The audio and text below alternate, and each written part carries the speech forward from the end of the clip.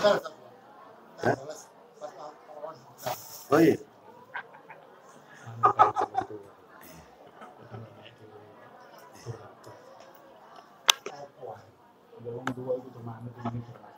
Ini bisa maju. Maju ke depan. Ya ini. Coba.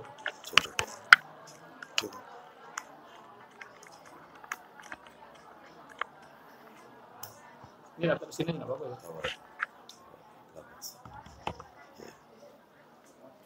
Ini sih. Terus apa dulu? Gini aja.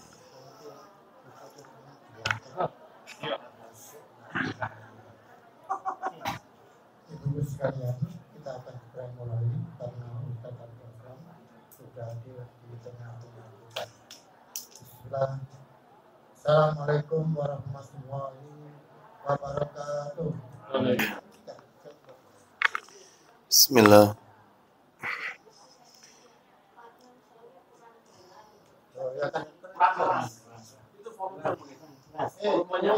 Iya. Assalamualaikum warahmatullahi wabarakatuh.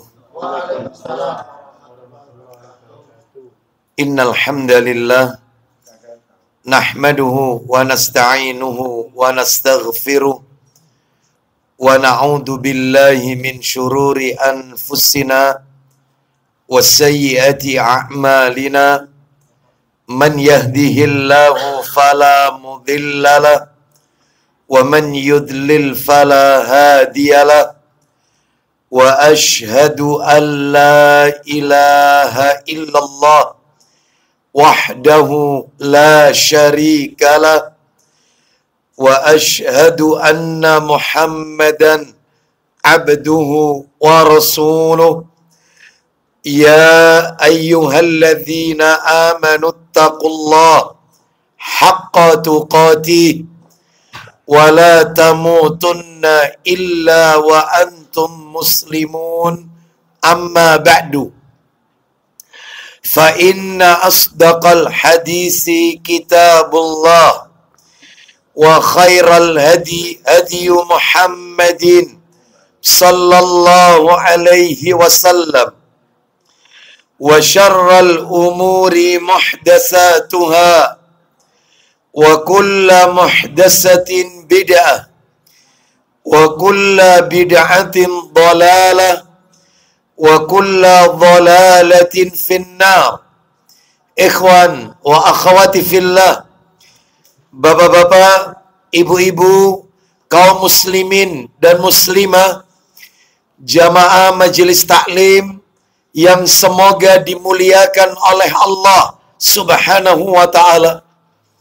Kepada sahibul bait, keluarga Ibu Sabrina, semoga Allah Subhanahu wa ta'ala melimpahkan karunia rahmat dan barakah pada keluarga dan kediaman beliau. Puji dan syukur tidak henti-hentinya selalu kita panjatkan kepada Allah Tabaraka wa ta'ala atas segala karunia nikmat yang telah Allah berikan kepada kita.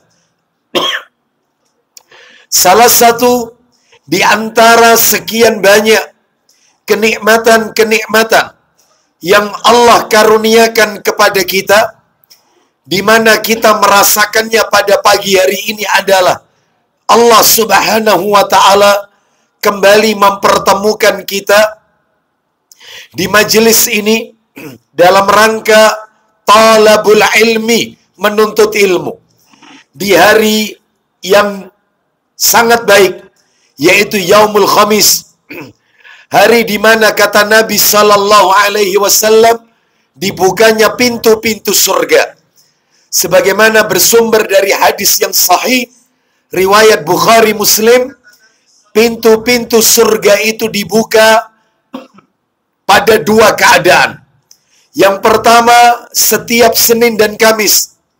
Yang kedua ketika memasuki bulan Ramadan. Maka dengan dibukanya pintu-pintu surga berarti kesempatan untuk beribadah kepada Allah pahala yang Allah berikan kepada seorang hamba sangatlah besar. Mudah-mudahan apa yang kita lakukan pada pagi hari ini, langkah kaki kita, perjalanan kita untuk menuntut ilmu di majelis ini, semuanya menjadi pemberat timbangan amal kebajikan kita kelak di yaumil mizan. Bapak Ibu kaum muslimin dan muslimah rahimani wa rahimakumullah, pagi hari ini kita akan melanjutkan materi kita sebagaimana yang telah kami sampaikan pada kajian-kajian sebelumnya. Di Kamis pekan pertama di kediaman ukhti Ibu Sabrina, materinya membahas kitab yang ditulis oleh Syekh Abu Ammar Mahmud Al-Misri hafizahullah ta'ala. Kitab yang berjudul Samanuna Sababan Lin Najati Minan Nar, yang sudah diterjemahkan dalam bahasa Indonesia, 80 langkah cerdas agar selamat dari siksa neraka. Menurut catatan saya, terakhir pada bulan yang lalu, di bulan Mei, kita masih berada pada langkah yang pertama. Amalan yang pertama, agar kita selamat dari azab neraka, yaitu tauhid. Kita bicara tentang tauhid, dan materi itu belum tuntas. Mana dalilnya? Mana dalil yang menunjukkan orang yang mentauhidkan Allah, maka Allah akan menyelamatkannya dari api neraka? Dalilnya waktu itu saya sampaikan 2 dalil. Bahkan di bukunya juga 2 dalil. Silakan Bapak Ibu bisa memiliki bukunya. Dan buku itu mudah dibawa kemana-mana. Sudah ada? Pak Agus sudah ada? Wah, sini. Pinjam. Ya. Seperti yang ada di tangan saya ini. Yang diterbitkan oleh pustaka Al-Inabah. Betul. 80 langkah cerdas agar selamat dari siksa api neraka. Baik. Kita masih berada di nomor 1, yaitu tauhid. Jika kita lihat di bukunya, itu ada di halaman 5. Dan di dalam buku ini ditunjukkan 2 hadis Nabi, 2 dalil yang menunjukkan orang mentauhidkan Allah selamat dari neraka. Dalil yang pertama riwayat Tirmidzi, dalil yang kedua riwayat Muslim. Saya bacakan ulang dalilnya, setelah itu kita lanjutkan materi yang tersisa yang belum kita pelajari. Baik. Dalil yang pertama riwayat Tirmidzi di hadis yang ke-3540. Bisa dibantu Pak Didi nomor aslinya. Tirmidzi 3540. An Anas bin Malik radhiyallahu an qala sami'tu Rasulullah sallallahu alaihi wasallam qala Allah tabaraka wa ta'ala. Silakan kita dengarkan. Dari Anas bin Malik radhiyallahu an, ia berkata, Iya. Aku mendengar Rasulullah SAW bersabda. Lanjut. Allah tabaraka wa ta'ala berfirman. Berarti hadis qudsi. Kalau ada hadis yang berbunyi Rasulullah SAW bersabda, Allah Ta'ala berfirman, itu menunjukkan hadis qudsi. Nama lainnya hadis qudsi, hadis ilahi, atau hadis rabbani.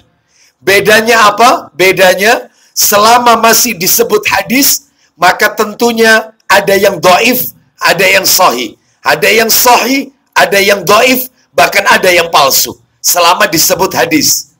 Karena apa? Karena hadis tetap harus dilihat sanad dan matannya. Dan hadis yang sedang kita bicarakan ini sahih. Disahihkan oleh para alim ulama. Sahih derajatnya. Bahkan masuk dalam kitab Sunan Tirmidzi nomor 3540. Baik. Dan ini merupakan firman Allah yang tidak ada di dalam Al-Quran. Berarti kalau begitu baca hadis qudsi, itu kan sama dengan firman Allah. Iya. Berarti dapat pahala? Enggak dapat pahala. Kalau baca hadis qudsi.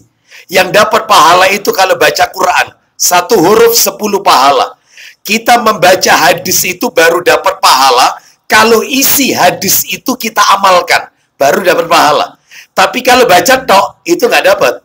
Kalau baca Quran, meskipun nggak diamalkan isi Quran, diwaca tok, maka dapat pahala. 1 huruf 10 kebaikan. Bahkan kalau bacanya terbata-bata, tidak lancar, dapat 2 pahala. Kata Nabi, itu istimewa baca Al-Quran. Kalau baca hadis, kita baru dapat pahala kalau isinya kita amalkan dalam kehidupan kita. Tetapi tentunya kalau baca hadis itu kan selalu membaca sholawat. Kalau ada kita baca seperti tadi yang dibaca Pak Didik tadi dari Anas bin Malik radhiyallahu an. Dia berkata, aku mendengar Rasulullah sallallahu alaihi, berarti sholawat. Sedangkan orang membaca sholawat pahalanya besar. Nah, di situ pahalanya. Baik. Kita dengarkan firman Allah Ta'ala dalam hadis qudsi ini. Ya bena Adam, innaka ma da'autani wa rajautani ghafartu laka ala ma kana fika wala ubali. Silakan. Wahai anak Adam, selagi engkau berdoa kepadaku, Mintanya kepada Allah, berdoa hanya kepada Allah. Lanjut. dan berharap kepadaku, Niscaya melainkan aku akan ampuni dosa yang ada padamu, dan aku tidak peduli. aku tidak peduli sebanyak apa dosa yang kau lakukan. Selama syarat pertama, kau berdoa kepadaku, berharapnya hanya kepadaku. Aku ampuni dosa kalian, dan aku tidak peduli sebanyak apa dosa kalian. Yang kedua, ya bena Adam, lau balagat dhunubuka ananas sama, summa astaghfartani, ghafartu laka wala ubali. Silakan. Wahai anak Adam, seandainya dosa-dosamu telah mencapai setinggi langit, Masya Allah. Lanjut. kemudian engkau meminta ampunan kepadaku, niscaya aku akan mengampunimu, dan aku tidak peduli. Andai kata dosamu memenuhi langit, seluruh kolong-kolong langit penuh dengan dosamu, maka aku akan ampuni dosa-dosamu, ya, dan aku tidak peduli sebanyak apa dosa yang kau lakukan. Itu yang kedua. Lalu yang terakhir, ya bena Adam, innaka lau ataitani biqurabil ardi khataya summa laqitani la tusyriku bi syai'an la ataituka biqurabiha maghfiratan. Silakan. Wahai anak Adam, seandainya engkau datang kepadaku dengan membawa kesalahan sepenuh isi bumi, Bayangkan, melakukan dosa memenuhi bumi. Lanjut. kemudian engkau menemuiku dengan tidak menyekutukan sesuatu apapun denganku, Ini poinnya di sini. Yang poin terakhir ini.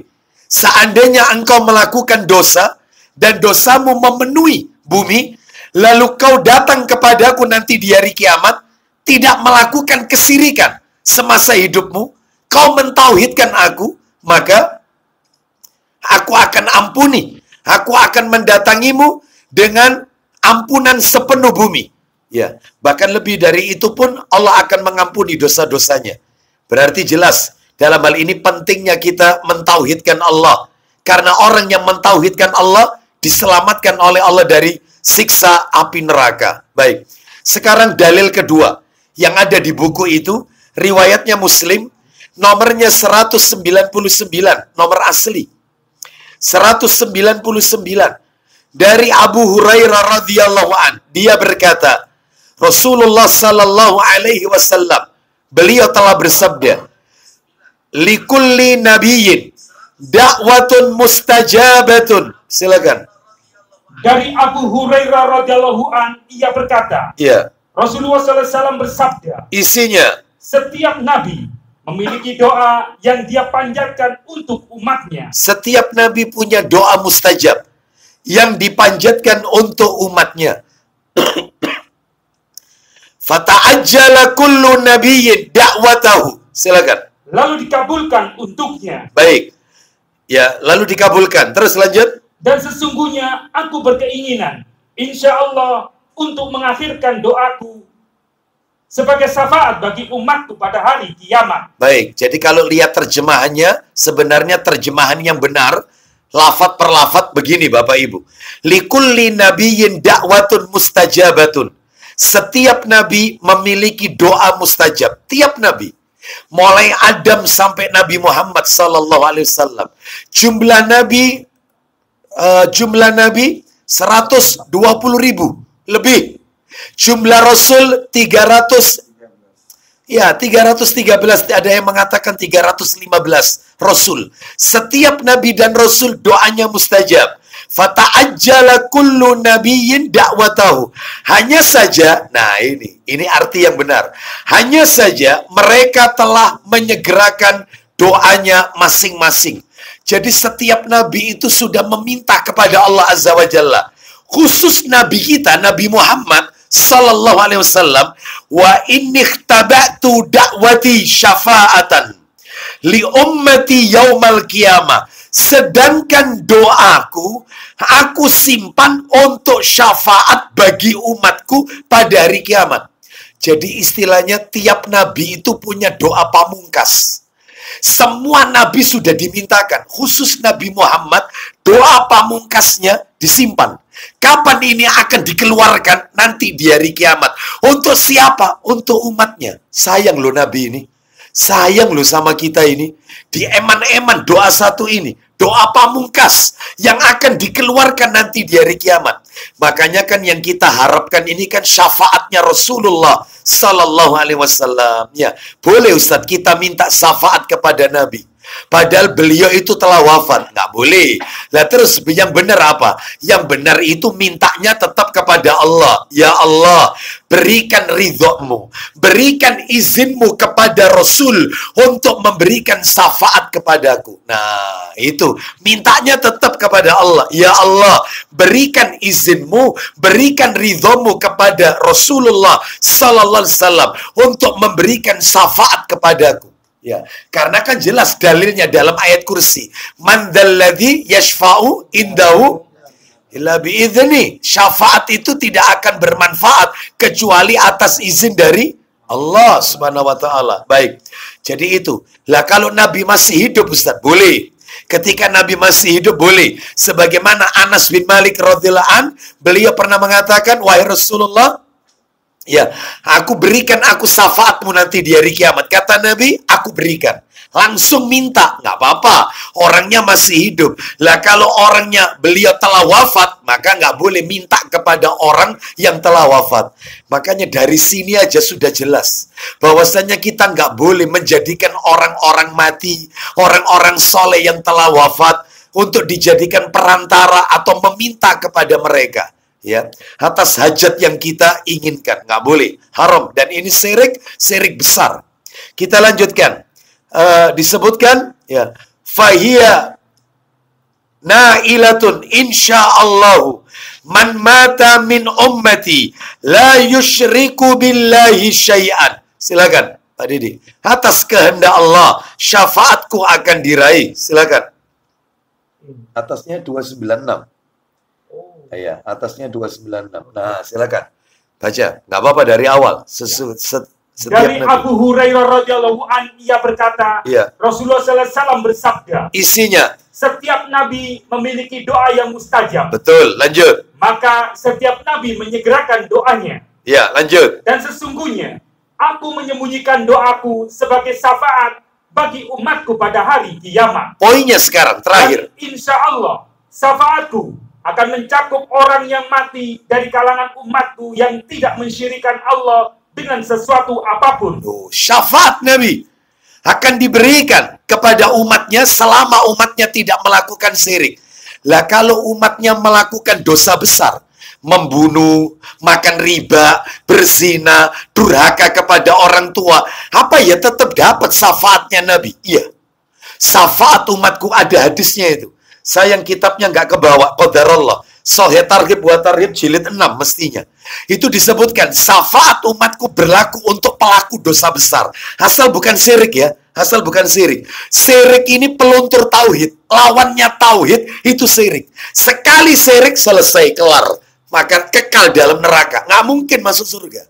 Tapi pelaku dosa besar yang lain masih ada kemungkinan dia untuk mendapatkan syafaat karena akidahnya, tauhidnya tidak cacat. Itu. Hah? Kalau tidak salah itu ya sekitar itu. Kalau 3625 atau 3626 itu tentang Anas bin Malik radhiyallahu anhu tadi. Kita lanjutkan Bapak Ibu. Jadi dua dalil sudah kami sampaikan ya, dua dalil. Lalu pada bulan yang lalu saya pengen tanya sampai di mana catatan panjenengan? Sampai di mana? Dalil pendukungnya? Dalil pendukung sudah saya berikan. Ada berapa dalil pendukung? Ada 3. Intinya 3-tiganya, siapa yang mati dalam keadaan tidak menyekutukan Allah, maka yaitu dijamin masuk surga. Sebagaimana Rasulullah sallallahu alaihi wasallam bersabda, "Man kana akhiru kalamihi la ilaha illallah dakhalal jannah." Barang siapa yang akhir perkataannya la ilaha illallah, maka ia akan masuk surga. Salah satunya itu. Baik, kita lewati. Sekarang kita lanjutkan materi bulan yang lalu. Penjelasan dari 2 dalil yang ada di buku, 3 dalil pendukung yang sudah kami sampaikan bulan yang lalu. Berarti Bapak Ibu sudah mengantongi 5 dalil. 5 dalil. Yang 2 ada di buku, yang 3 tambahan. Apa pelajaran yang bisa kita ambil dari 5 dalil tersebut? Pelajarannya adalah 1. Yang pertama ini. Pelajaran yang pertama. Pelajaran yang pertama. Ya, pelajaran yang pertama adalah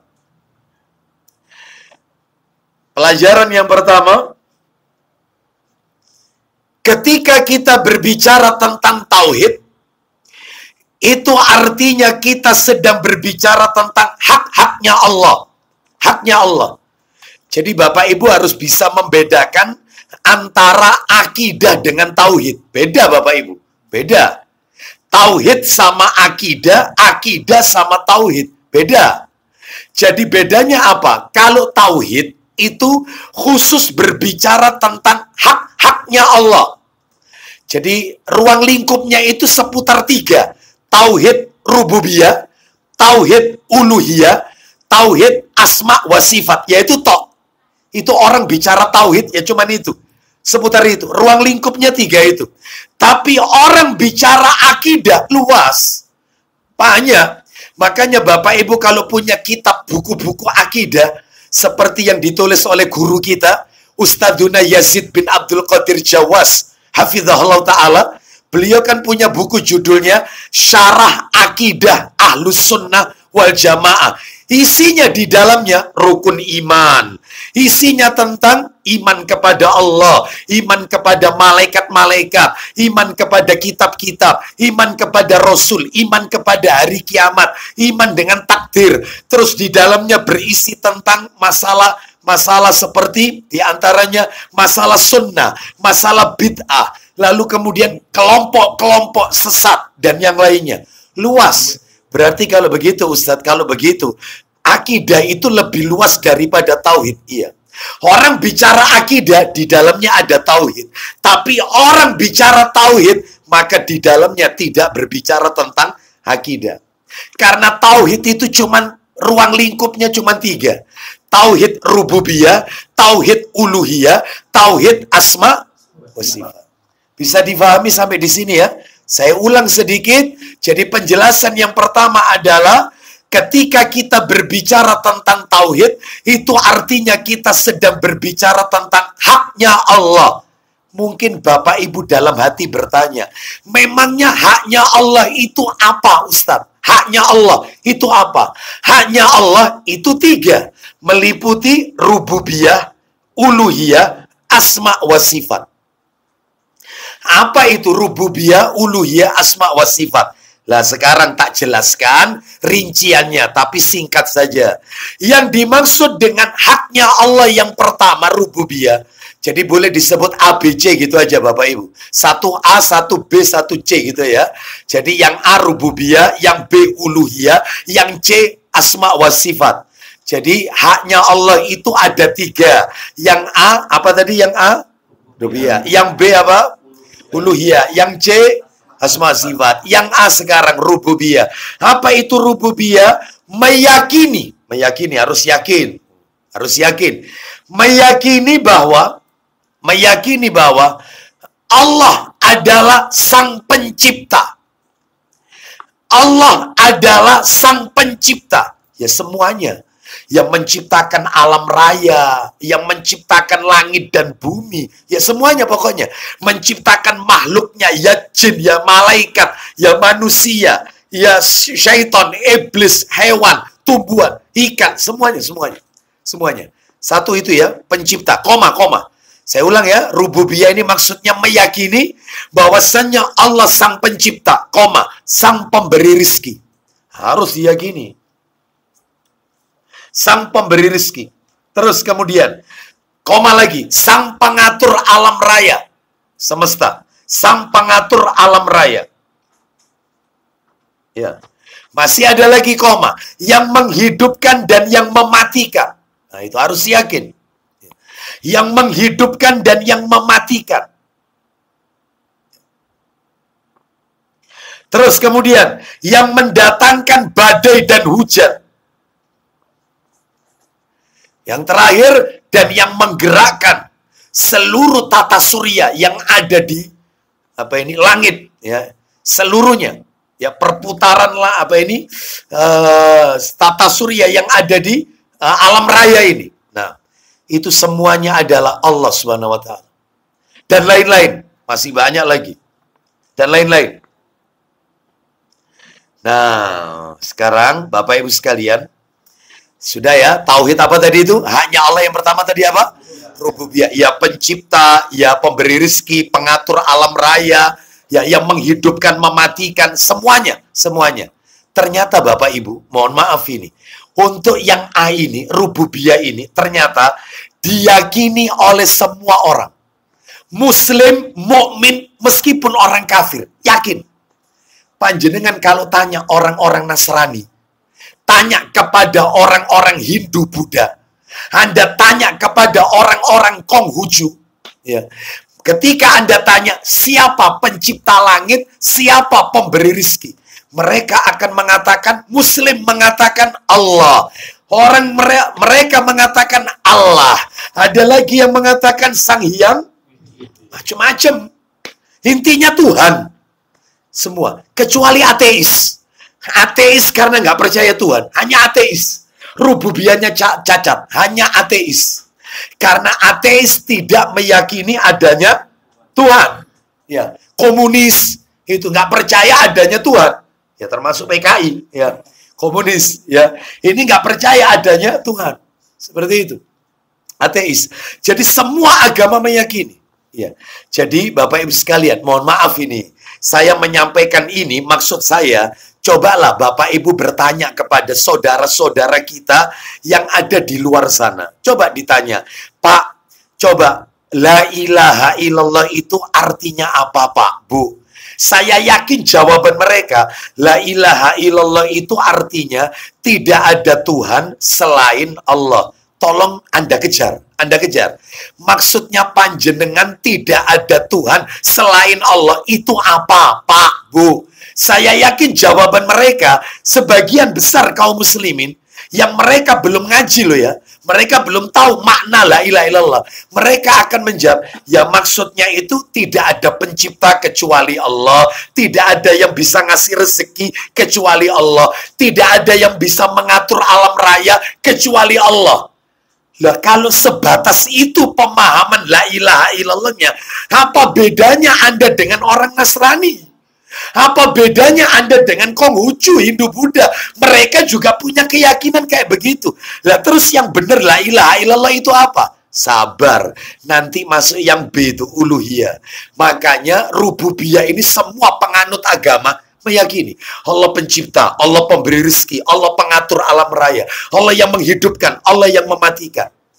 Ya, tapi begitu mereka disuruh menyembah Allah saja, minta itu sama Allah, berdoa itu kepada Allah, mereka menolak. Berarti mereka rububiyahnya oke, tapi uluhiyahnya cacat. Maka tauhidnya cacat. Syirik, pasti syirik. Pasti syirik. Ya. Mana dalilnya? Tak tunjukkan dalil sekarang.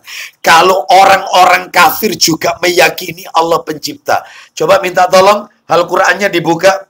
Firman Allah Ta'ala surat Yunus ayat 31. Yunus ayat 31. Surat Yunus ayat 31. Kita dengarkan suratnya, surat nomor 10 ya. Yunus itu surat nomor 10. Ayat berapa tadi Bapak Ibu? 31. Allah Ta'ala berfirman, silakan terjemahnya. Katakanlah wahai Muhammad. Stop. Katakan Muhammad kepada mereka, orang-orang kafir. Silakan. Siapakah yang memberi rezeki kepadamu dari langit dan bumi? Siapa yang memberi rezeki kepadamu dari langit dan bumi? Satu. Nomor dua. Atau siapakah yang kuasa menciptakan pendengaran dan penglihatan? Siapakah yang berkuasa menciptakan pendengaran dan penglihatan? Nomor tiga. Dan siapakah yang mengeluarkan yang hidup dari yang mati? Siapakah yang bisa mengeluarkan, yaitu dari yang hidup dari yang mati? Nomor 4 pertanyaannya. Dan mengeluarkan yang mati dari yang hidup. Siapakah yang berkuasa mengeluarkan yang mati dari yang hidup? Itu 4. Nomor 5 pertanyaannya. Dan siapakah yang mengatur segala urusan? Ternyata 5 pertanyaan ini kalau kita tujukan kepada mereka, orang-orang kafir, apa jawaban mereka, Pak Arto? Maka mereka akan menjawab, Allah. Allah. Mereka menjawab Allah. Ya, yang menciptakan Allah, yang mengatur segala urusan Allah, yang berkuasa, yaitu menciptakan pendengaran dan penglihatan itu Allah, yang mengeluarkan yang hidup dari yang mati itu Allah, yang mengeluarkan dari yang mati kepada yang hidup itu Allah, mengatur segala urusan Allah. Mereka tahu. Lanjut, apa tegurannya terakhir? Maka katakanlah. Katakan kepada mereka lagi, Muhammad, mengapa kamu tidak bertakwa kepadanya? Kenapa kalian kok justru tidak bertakwa kepada Allah? Loh, itu ya. Sekarang dalil kedua. Dalil kedua. Tolong dibuka Quran surat nomor 29. Surat apa itu 29? Al-Ankabut. Ayatnya ayat 61. Al-Ankabut ayat 61. Kita dengarkan surat 29 ayat 61. Silakan, kita dengarkan terjemahannya. Dan jika engkau bertanya kepada mereka. Jika engkau bertanya, engkau di sini Nabi Muhammad sallallahu alaihi wasallam. Jika engkau Muhammad bertanya kepada mereka, mereka di sini orang-orang kafir, apa pertanyaannya Pak Harto? Siapakah yang menciptakan langit dan bumi? Nah, itu satu. Siapa yang menciptakan langit dan bumi? Pertanyaan nomor 2. Dan menundukkan matahari serta bulan. Dan siapakah yang menundukkan matahari dan bulan? Mereka orang kafir akan menjawab apa, Pak Harto? Pasti mereka akan menjawab Allah. Allah, ya kan? Jelas sekali. Jadi tauhid rububiyah ini semua agama meyakini, Bapak Ibu. Terus lanjut. Maka tegurannya. Maka mengapa mereka bisa dipalingkan dari kebenaran? Kenapa mereka kok justru bisa dipalingkan dari kebenaran? Sudah tahu pengatur, pemelihara, menghidupkan, mematikan, pemberi rezeki itu Allah. Kenapa mereka bisa menyimpang? Loh ya, karena mereka jawabannya gampang. Karena mereka cacat tauhid uluhiyahnya. Nanti uluhiyah itu nanti berikutnya. Ini masih rububiyah, hanya Allah yang pertama. Terakhir, kita dengarkan dalil surat 43. Surat 43 Az-Zukhruf. Surat 43 Az-Zukhruf ayatnya 87. Surat 43 ayat 87. Allah Ta'ala berfirman.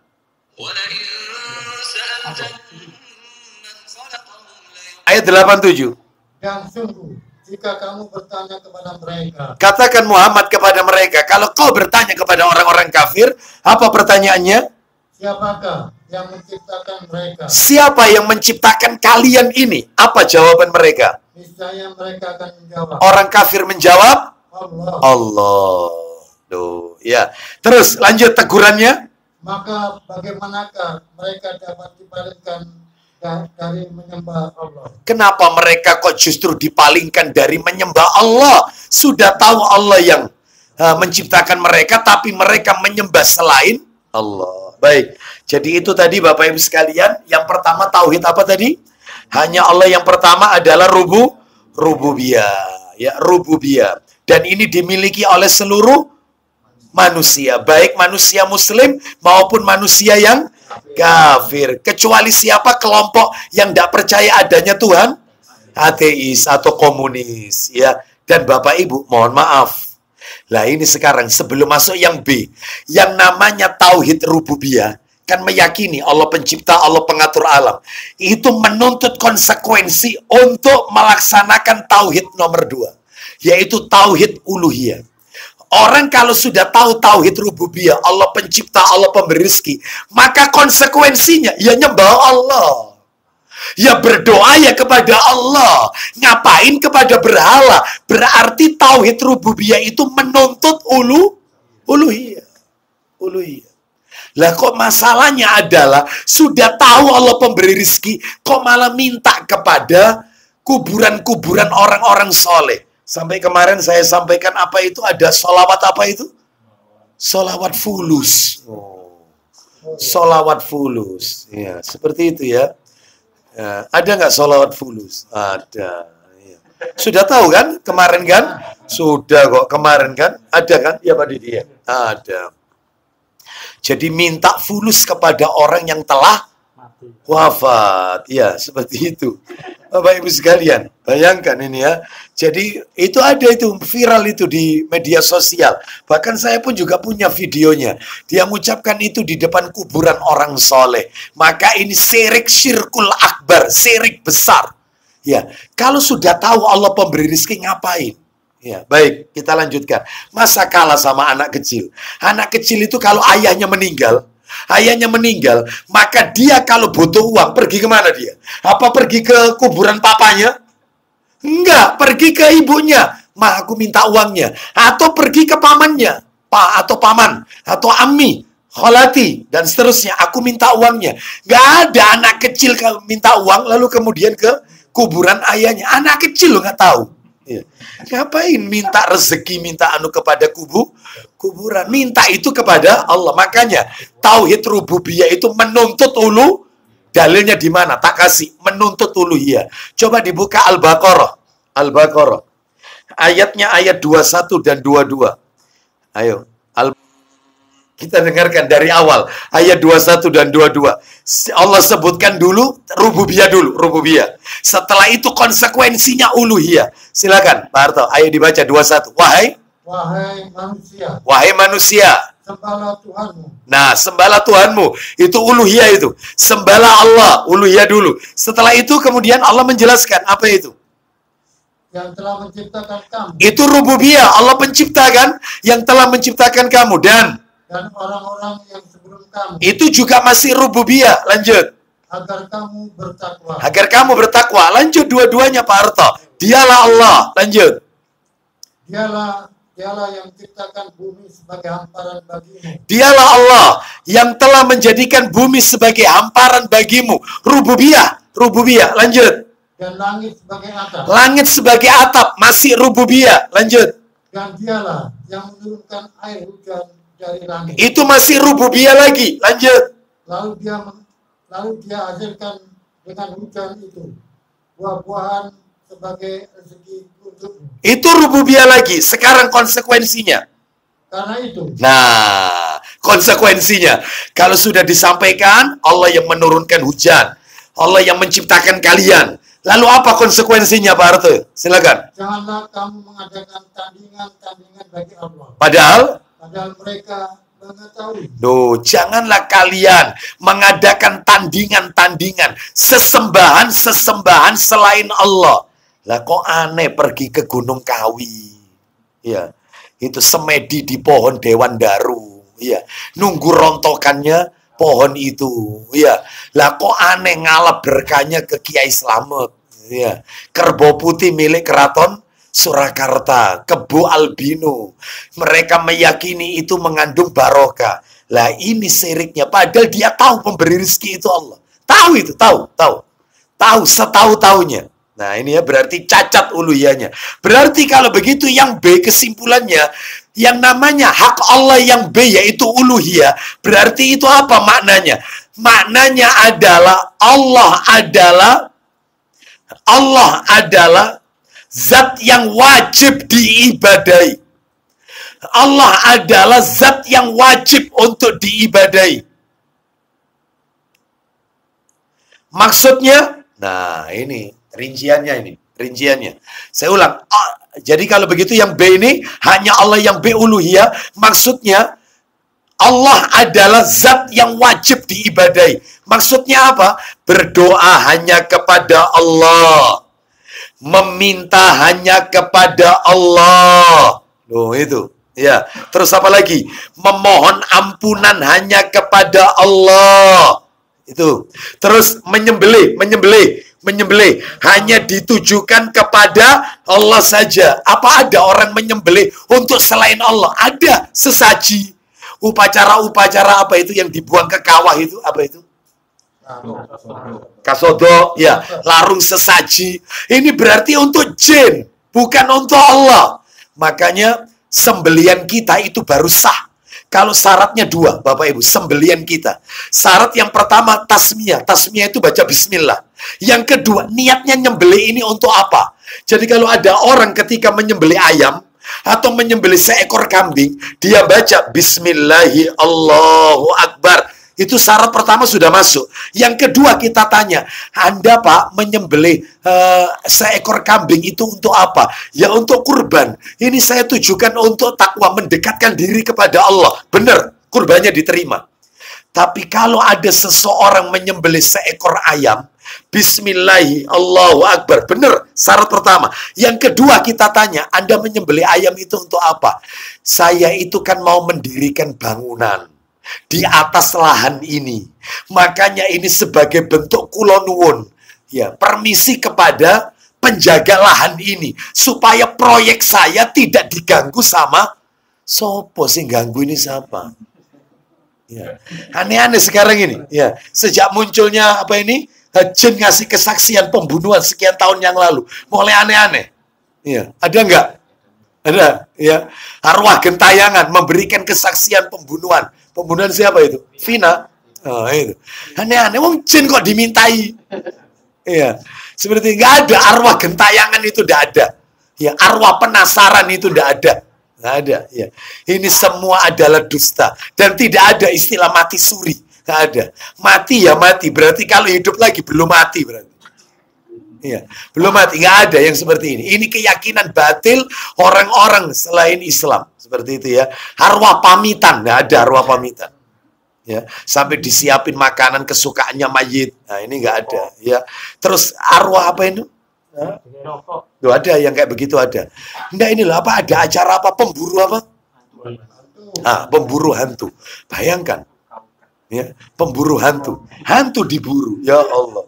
Pemburu itu pemburu rizki, pemburu sholat, pemburu ibadah. Itu ya, jadi jangan aneh-aneh. Yang kayak begini ini berarti belum ngaji, gitu aja. Bapak Ibu, saya lanjutkan. Jadi Allah itu adalah zat yang harus diibadahi. Maksudnya berdoa hanya kepada Allah, meminta hanya kepada Allah, memohon ampun hanya kepada Allah, berlindung hanya kepada Allah. Jangan berlindung kepada selain Allah. Syirik ini, syirik. Berlindung kepada apa ini? Jimat. Nah, ini ya. Seperti itu. Entah jimat itu berupa apa ini? Gelang-gelang kesehatan, kalung kesehatan, nggak boleh ini. Sebab kata Nabi, man ta'allaqa syai'an wukila bih. Wukila ilai. Barang siapa yang dia itu menggantungkan hatinya pada suatu benda, maka dia akan tergantung pada benda itu dan matinya mati dalam keadaan syirik. Nggak boleh. Sugesti, ketergantungan. Nggak boleh. Menggantungkan diri itu hanya kepada Allah, tawakal. Nggak usah pakai cara-cara seperti ini. Baik, itu ya. Jadi intinya uluhiyah itu peribadatan. Beribadah hanya kepada Allah Azza wa Jalla. Sampai ada, saya kemarin dengarkan kajiannya Ustadz Dr. Firanda, hafizahullah ta'ala, di YouTube. Silakan panjenengan boleh nanti dilihat YouTube-nya. Itu diketik aja, diketik YouTube-nya Batu Quran. Batu Quran Ustadz Firanda. Oh, iya. Jadi ternyata itu kejadiannya sekian masa yang telah lampau. Saya nggak tahu di kota apa itu ada. Di salah satu kota di negeri kita, ada istilah Batu Quran. Jadi ceritanya kalau tidak salah di YouTube itu saya dengarkan sekilas sih, saya dengarkannya. Ada jamaah Indonesia, seorang kiai ulama menunaikan haji. Lah orang haji dulu itu kan naik kapal kan lama 3 bulan. Ya, beda sama sekarang pesawat. Ini lama sekali. Lah itu pada saat balik, ternyata dia ini melewati satu terowongan, tahu-taunya tembus ke Indonesia, terowongan itu. Wah, ini proyek besar ini, menelan berapa anggaran negara ini. Ada terowongan ya dari Saudi langsung nembus ke Indonesia. Seperti itu. Lalu kemudian juga Lalu singkat cerita, ternyata dia nembus ke situ. Lalu kemudian setelah itu intinya masyarakat tersebut kekeringan, kekurangan air. Lalu kemudian Al-Quran itu ditancapkan ke tanah itu, ditancapkan. Quran yang dia bawa dari Mekah ini, itu ditancapkan, plek langsung melimpah. Dan itu diyakini sebagai Zam-Zam. Wih, lawang Madinah saja butuh air dari Mekah, tangki-tangkian. Ini dari Saudi langsung keluar ke Indonesia. Untung nggak keluar di Kletek itu, untung ini. Oh, tadi proyek besar ini. Berapa anggaran negara ini? Wong Madinah butuh Zam-Zam, itu dikirim tangki-tangkian. Nggak ada pipa loh. Madinah tidak nyalurkan pipa ke Mekah loh. Enggak loh. Tangki-tangkian. Lah ini dari Mekah, sumur Zam-Zam, langsung ke kota itu. Apa sih? Kota apa itu ada kok? Batu Quran. Itu akhirnya Quran itu jadi batu. Ceritanya itu. Sehingga orang kalau ke sana, batu ini ditawafi. Ini bukan tawaf mengitari Ka'bah, malah tawaf di batu itu. Apa enggak serik yang kayak begini? Tapi kalau mereka ditanya, siapa pemberi rezeki? Allah. Siapa yang menghidupkan, mematikan? Allah. Ini loh, cacatnya itu begini. Jadi ibadah mereka persis kayak Nasrani. Ibadahnya mereka persis seperti orang Hindu Buddha. Mereka cacat dalam uluhiyah. Cacat. Rububiyahnya oke. Nah ini, malah tawaf, mengitari batu. Sudah ketemu? Diketik. Lah itu. Ustadz Firan. Kisah lucu tentang batu Quran. Ustadz Dr. Firan. Ya itu. Nah nanti bisa disimak itu. 5 tahun yang lalu. Iya. Sudah ada itu. Iya. Seperti itu. Belum lagi yang lainnya, ya. Katanya sumur apa itu ya? Katanya sumur itu adalah sumur tembusan dari Zam-Zam. Sehingga orang datang ke sana ribuan minta airnya. Loh, ada juga, ya. Wah, ini proyek besar ini, menelan anggaran berapa miliar itu ya. Baik, wong Madinah saja butuh dari Mekah melalui apa tadi? Thank you, ya. Kita lanjutkan Bapak Ibu sekalian. Mana dalilnya? Dalil. Ayo dibuka Quran surat Luqman, surat 31 untuk uluhiyah. Uluhiyah surat 31 ayat 30. Surat 31 ayat 30. Ayo dibuka Al-Quran. Surat 31 itu surat apa tadi? Luqman. Ayatnya ayat berapa? 30. Allah Ta'ala berfirman, Luqman ayat 30. Surat Luqman ayat 30 ini. Silakan. Demikianlah, karena sesungguhnya Allah, dialah Tuhan yang sebenarnya. Dialah Tuhan yang sebenarnya. Dan apa saja yang mereka seru selain Allah adalah batil. Apa saja yang mereka seru selain Allah itu adalah batil. Jadi termasuk semuanya yang tadi saya ceritakan itu batil. Yang benar itu berdoa, beribadah hanya kepada Allah saja. Lanjut, teruskan. Dan sesungguhnya Allah, dialah yang maha tinggi, lagi maha besar. Loh, seperti ini. Mau ujian. Ini kan ini waktunya ujian ya, anak sekolah ya. Saya diceritai kemarin.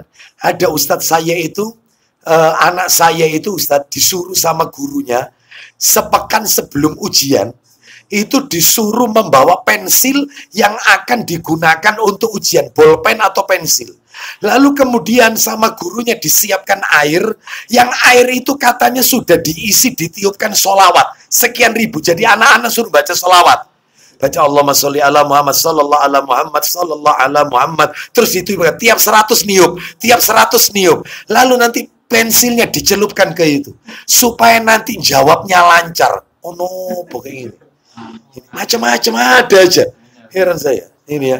Dicelupkan, bayangkan. Gak sinau ini. Ya. Ngapain pakai guru manggil guru private?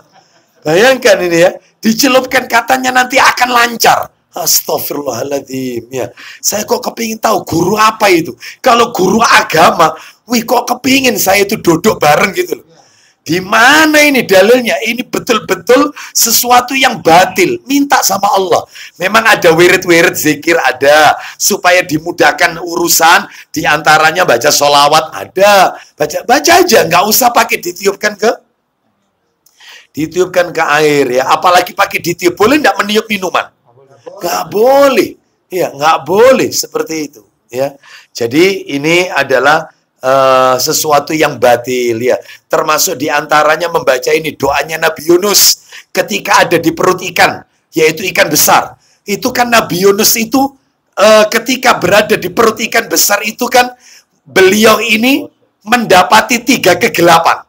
3 kegelapan. Loh, 3 kegelapan ini apa? Kan cerita singkatnya gini Bapak Ibu, cerita singkat. Kan ceritanya Nabi Yunus alaihissalam meninggalkan kaumnya. Karena kaumnya sudah diajak untuk mentauhidkan Allah, tapi kaumnya membangkang. Maka Nabi Yunus memberikan ancaman. Aku akan tinggalkan kalian dan Allah akan turunkan azab kepada kalian. Singkat cerita, ternyata kaumnya lihat tanda-tanda itu. Intinya itu. Jadi, langit itu sudah berubah menjadi kemerahan. Kemerahan akan berubah menjadi kehitaman. Sehingga kaumnya merasa yang dikatakan oleh Yunus betul-betul terjadi, akan terjadi. Lalu mereka taubat kepada Allah. Bapak Ibu tahu berapa lama taubatnya mereka? Mereka bertobat kepada Allah selama 40 tahun.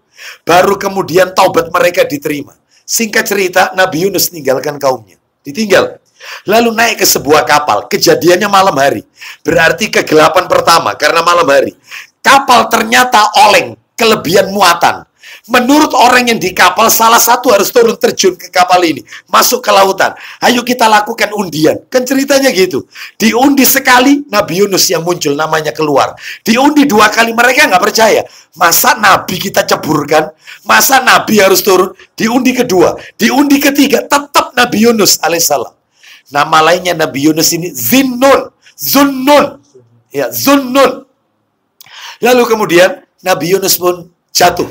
Menjatuhkan diri ke dalam kapal itu. Menceburkan diri. Sudah ya, kegelapan pertama malam. Kegelapan kedua begitu jatuh ke lautan itu, langsung ditangkap oleh ikan besar, ikan paus. Di waktu itu. Sehingga Nabi Yunus ada di perut ikan itu, berarti Nabi Yunus berada dalam kegelapan nomor berapa? 2. Lalu ikan itu membawa Nabi Yunus ke dasar lautan yang paling dalam. Jadi kalau sekarang kita mengenal ada istilah palung. Palung, lautan kan ada palungnya. Ini paling dalamnya ini sudah. Paling dasarnya lautan. Berarti kegelapan ketiga. Bapak Ibu tahu Nabi Yunus dalam kegelapan itu. Kegelapan pertama malam, kegelapan kedua dalam perut ikan, kegelapan ketiga dasar lautan. Nabi Yunus berdoa, La ilaha illa anta. Subhanaka inni kuntu minat. Saya tanya. La ilaha illa anta itu tauhid atau tidak? Tauhid. La ilaha illa anta. Subhanaka inni kuntu minadz zalimin. Maka Allah Subhanahu wa taala mengabulkan doa Nabi Yunus alaihissalam sehingga ikan itu membawa ke permukaan lalu ditumpahkan oleh ikan itu dan Nabi Yunus langsung ke daratan. Ya, permukaan lautan. Itu sambil lunglai dan Allah memerintahkan Yunus untuk makan buah labu. Walu. Itu ada di Quran itu. Nabi Yunus disuruh memakan apa tadi? Labu. Ya, walu apa ini? Ada walu putih, ada walu kuning. Nggak usah dibahas. Yang penting labu. Ya, akhirnya nanti ya kita bahas masalah siapa ini? Ashabul Kahfi. Ya, itu kan ada anjing yang menyertai Ashabul Kahfi di depan gua. Itu anjingnya anjing keke apa bulldog apa herder apa. Pokoknya anjing. Itu nggak usah dibahas. Tongkatnya Nabi Sulaiman rapuh sehingga Nabi Sulaiman rapuh dimakan rayap sehingga Nabi Sulaiman itu tersungkur jatuh. Makanya jin itu baru tahu Nabi Sulaiman itu sudah wafat sekian lama karena apa? Karena tongkatnya dimakan. Jadi meninggal dalam keadaan berdiri. Nabi Sulaiman ini tersungkur jatuh. Nggak usah ditanya itu tongkatnya dari kayu meranti, apa kamper, apa kayu, nggak usah. Jati apa? Nggak usah. Iya. Sami'na. Kisah yang tadi apa hikmahnya? Orang kalau baca la ilaha illa anta, maka seluruh problematika hidup akan dikasih way out oleh Allah. 3 kegelapan, bayangkan. Allah berikan way out jalan keluar. Makanya kita kalau lagi galau, ibu-ibu lagi sumpah, atau mungkin kita banyak masalah. Ya, la ilaha illa anta. Subhanaka inni kuntu minadz zalimin. Terus itu dibaca. Itu aja, itu wirid-wirid supaya kita dikasih kemudahan oleh Allah. Termasuk ada doa, Rabbi shrah li sadri wa yassir li amri wahlul 'uqdatam. Itu doanya Nabi siapa itu, ayo? Nabi Musa pada saat akan ketemu siapa? Fir'aun. Karena Fir'aun ini kejam, maka Musa takut berhadapan dengan pemerintah ulil amri yang kejam, yaitu Fir'aun. Karena Fir'aun pegang kuasa, maka Allah berikan petunjuk doa Rabbi shrah li sadri wa yassir li amri, sehingga mudah untuk menyampaikan dakwah kepada Fir'aun. Duh, Seperti itu ya, kita lanjutkan. Jadi tidak usah nyelupkan pensil ke air itu, gak usah. Terus banyak yang kayak gini nih, aneh-aneh gitu loh. Kadang taklim ngaji ke seorang kiai, yang diambil itu bukan ilmunya, yang dinanti itu air ludahnya. Gitu ya. Kalau sudah, wah itu rebutan itu, rebutan. Kok aneh ada ngaji model kayak begini? Yang dicari itu kan ilmunya, bukan keberkahan air ludahnya. Kalau Rasul oke, nggak masalah, barokah. Lah ini ludahnya Abu Aslam, innalillah wa inna ilaihi rajiun. Nggak semaput itu sudah untung, sudah nggak semaput. Kita lanjutkan ya. Jadi itu yang tauhid nomor berapa tadi? 2. Yang B. Haknya Allah nomor 2. B. Sekarang yang C. Asma was sifat. Apa maksudnya tauhid asma was sifat? Haknya Allah asma was sifat. Maksudnya adalah pengesaan dan pengagungan Allah atas nama-nama. Pengesaan dan pengagungan Allah atas nama-nama dan sifat-sifat Allah yang mulia. Pengesaan dan pengagungan nama-nama Allah atas pengesaan dan pengagungan nama-nama Allah dan sifat-sifat Allah yang mulia. Allah itu punya Asmaul Husna atau tidak? Coba minta tolong dibuka Quran surat 7 Al-A'raf, ayatnya ayat 180. Surat 7 dibuka, surat 7. Surat 7 ayatnya 180. Ya, kita dengarkan Allah Ta'ala berfirman. Allah berfirman, surat nomor 7 Al-A'raf ayat 180. Baca Pak Harto. Dan Allah memiliki Asmaul Husna. Allah memiliki Asmaul Husna. Lanjut. Maka bermohonlah kepadanya dengan menyebut Asmaul Husna itu. Baik, mintalah kepada Allah dengan menyebut Asmaul Husna. Maksudnya apa? Begini Bapak Ibu. Kalau panjenengan ingin berdoa kepada Allah, maka tolong sertakan Asmaul Husna di dalamnya. Itu perintahnya itu dalam Al-Quran tadi. Contoh, Bapak Ibu meminta rezeki kepada Allah, maka bacalah, Ya Allah, Ya Fattah, Ya Rozak, atau Ya Allah, Ya Rozak, wahai Allah yang maha pemberi rezeki. Boleh bahasa Indonesia. Maka berikan aku rezeki yang halal ya Allah. Contoh lagi, Bapak Ibu minta pengen mendapatkan keselamatan. Bacanya apa berarti? Pengen selamat. Allah maha memberikan keselamatan. Betul, ya salam. Ya Allah, ya salam. Berikan kami dan anak keturunan kami keselamatan dunia akhirat. Begitu. Ya. Contoh, Bapak Ibu minta ampunan. Bacanya apa Asmaul Husnanya? Minta ampunan. Ghafar atau Ghafur. Ya Allah, ya Ghafar. Apa ya Ghafar? Yang maha pengampun. Atau ya Ghafur. Maka langsung boleh mintanya pakai bahasa Indonesia. Contohnya begini, Ya Allah, ya Ghafar, ampuni dosa-dosaku, dosa orang tuaku. Ya Allah, ya Ghafur, ampunilah dosaku, dosa istri-istriku, anak keturunanku. Ini misal. Loh, kenapa ada yang salah? Kenapa komplain? Ada yang salah? Nggak ada yang salah kan?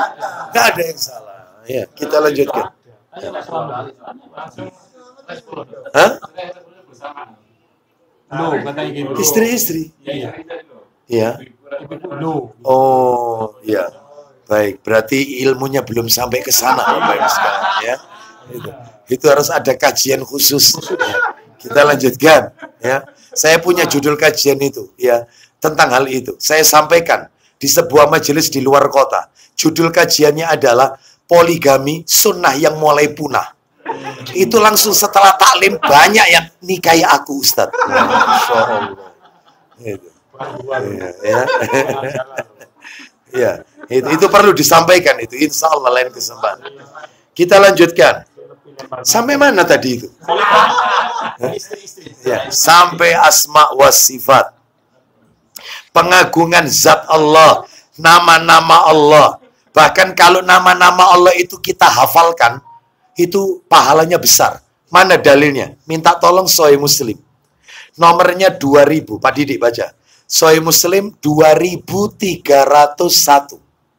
2301 dan 2302. Iya, betul 2301. Iya. Silakan kita dengarkan. Makanya kalau bisa dihafalkan Asmaul Husna ini. Ya, dan nama Allah tidak terbatas 99 nama. Enggak. Banyak. Silakan. Ayo baca. Silakan. Dari Abu Hurairah radhiyallahu an, ya. Dari Nabi sallallahu alaihi wasallam, beliau bersabda. 2301. Silakan Pak Didi baca. Allah Ta'ala mempunyai 99 nama. Allah Ta'ala punya 99 nama. Nanti kita akan sebutkan, tidak harus 99. Lebih, lanjut. Siapa yang menghafalnya masuk surga. Siapa yang menghafalkan Asmaul Husna dijamin masuk surga. Dihafalkan Bapak Ibu. Bulan depan tak tes ya, satu persatu ya. Setuju ya? Kita adakan tes ya. Baik. Mulai yang tua dulu. Ya. Baik, Bapak Ibu sekalian. Ya. Jadi apa ini harus dihafalkan itu, harus dihafalkan. Terus lanjut, silakan. Dan sesungguhnya Allah Ta'ala Maha Tunggal, mencintai ketunggalan. Allah itu tunggal dan mencintai, yaitu Allah itu ganjil dan mencintai yang ganjil. Seperti itu. Apa saja yang tidak ganjil, semuanya ganjil. Bapak Ibu sekalian, makan kurma ketika akan berangkat sholat Idul Fitri. Mau berangkat kan makan kurma. Beberapa butir kurma. Itu ganjil atau genap? Ganjil. Ganjil. Ya, kalau buka puasa tidak harus ganjil, bebas. Kalau sholat Idul Fitri. Kalau Idul Adha enggak. Kalau mau sholat Idul Adha enggak makan dulu. Enggak boleh makan. Nanti makannya sarapannya setelah sholat. Itu kalau Idul Adha. Jadi ganjil.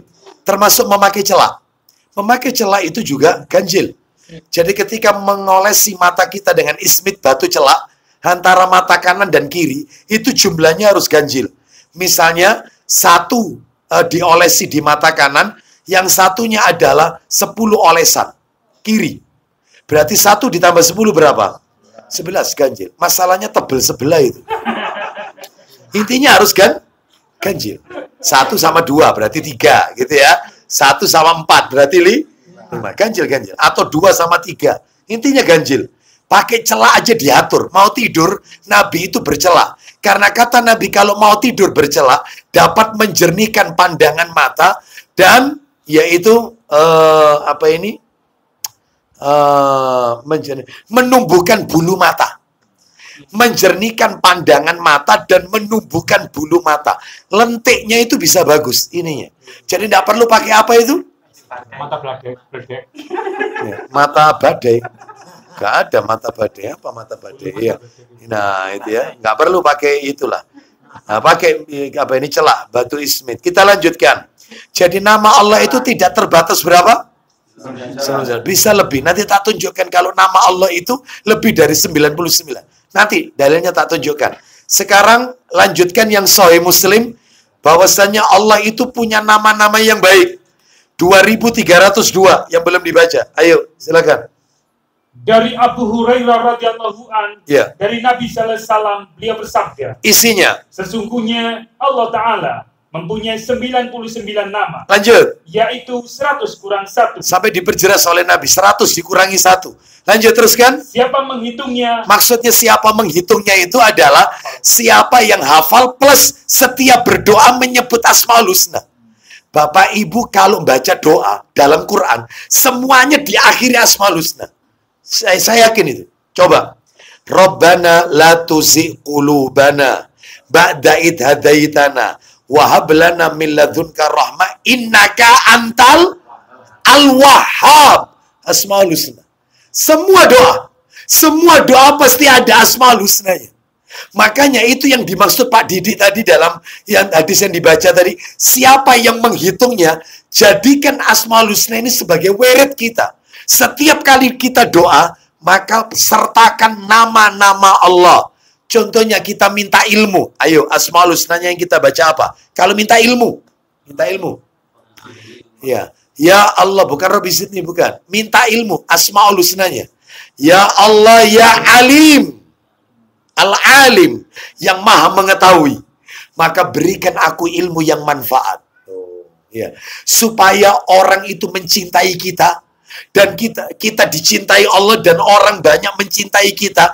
Maka sebut, Ya Allah, Ya Latif. Ya Allah ya Wadud. Ya, yang maha kasih sayang, yang maha lemah lembut kasih sayang, supaya orang mencintai kita. No, seperti itu ya. Jadi ini menunjukkan jadikan wirid dalam doa-doa kita Asmaul Husna ini. Silakan ulang lagi, siapa yang menghitungnya?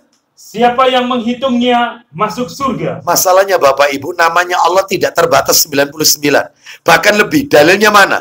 Nama Allah itu banyak, tidak terhingga, tidak terhitung. Dalilnya surat Luqman ayat 27. Buka surat Luqman surat 31 ayat 27. Surat 31 ayat 27. Dan sesungguhnya. Seandainya, bukan sesungguhnya. Dan seandainya. Lanjut. Pohon-pohon di bumi. Pohon-pohon di bumi menjadi apa? Menjadi pena dan lautan. Kalau pohon-pohon itu menjadi pena, ya, pohon-pohon di bumi itu jadi pena, dan lautan menjadi dan lautan menjadi tinta. Dan lautan itu tintanya, seluruh pohon loh ini, seluruh pohon ada di bumi itu jadi pena. Terus lautan itu jadi tintanya. Lanjut. Ditambahkan kepadanya 7 lautan lagi. Setelah keringnya. Jadi 1 lautan kering. Nambah lagi 7 lautan. Lautan kedua kering. Lautan lagi ketiga kering. Itu karena dipakai nulis nama-nama Allah. Pohon jadi pena, lautan jadi tintanya. Maka, lanjut. Maka tidak akan habis-habisnya dituliskan kalimat-kalimat Allah. Nama-nama Allah nggak akan habis. Banyak, lebih dari 99 nama. Salah satunya ya, tak kasih bocoran. Yang ada di 99 nama. Nggak ada itu. Yaitu nama, Allah punya nama At-Thayyib. At-Thayyib. Ya. Makanya Nabi pernah mengatakan, yaitu Innallaha ta'ala thayyibun. La yaqbalu illa thayyiban. Sesungguhnya Allah itu adalah Thayyib. Maha baik. Sempurna, tidak memiliki aib atau cacat. Itu Thayyib. Maknanya Thayyib. Dan Allah tidak menerima sesuatu kecuali yang baik-baik. Makanya sodakonya orang hasil korupsi, sodakonya orang harus hasil makan riba, maka tidak akan diterima. Karena sumbernya yang tidak baik. Ya, seperti itu. Maka ini hati-hati. Ya, hati-hati. Baik, kita lanjutkan. Sekarang berarti itu tadi tauhid uluhiyah. Sekarang kesimpulannya ABC tadi. ABC. Yang A tadi kan rububiyah. Yang A, yang B uluhiyah. Yang C asma sifat. Itu semua apanya Allah tadi? Haknya Allah, bukan sifat Allah. Haknya Allah untuk diibadahi ya, dan seterusnya. Baik. Muncul pertanyaan, ada nggak Ustadz? Ada nggak Ustadz? Satu ayat tetapi mencakup tiga-tiganya tadi. Satu ayat, satu surat atau satu ayat aja, satu ayat yang di situ ada rububiyah, ada uluhiyah, ada asma wa sifat. Ada. Di mana itu? Surat Al-Fatihah. Ayo kita baca ya. Siapkan terjemahnya Pak Didi. Surat Al-Fatihah ayat 1 sampai 4 Pak Didi. 1 sampai 4. Kita dengarkan ini, siap terjemahan. Fatihah. Masa harus buka Pak Didi? Fatihah. Baik, artinya ya. Allah Ta'ala berfirman, ayat 1 ya, misalnya ini. Alhamdulillahi Rabbil Alamin. Silakan. Segala puji bagi Allah, Rabb semesta alam. Itu di situ, lihat terjemahnya. Segala puji bagi Allah, Rabb semesta alam. Rububiyah, uluhiyah, atau asma wa sifat. Segala puji bagi Allah, Rabb semesta alam, Tuhan semesta alam. Rububiyah. Terus ayat kedua, Ar-Rahmanir Rahim. Silakan. Maha pemurah lagi maha penyayang. Maha pengasih lagi maha penyayang. Itu rububiyah, uluhiyah, atau asma wa sifat? Asma wa sifat. Berikutnya nomor 3. Maliki Yaumiddin, yang merajai hari pembalasan. Rububiyah, uluhiyah, atau asma wa sifat? Rububiyah plus asma wa sifat Al-Malik. Terus berikutnya, ya, iyyaka na'budu wa iyyaka nasta'in. Silakan Pak Didi. Hanya Engkaulah yang kami sembah, dan hanya kepada Engkaulah kami meminta pertolongan. Itu tauhid apa? Uluhiyah. Loh, surat Al-Fatihah toh itu 1 sampai 4 ada tiga-tiganya. Tak tes lagi, satu lagi, surat An-Nas, surat terakhir.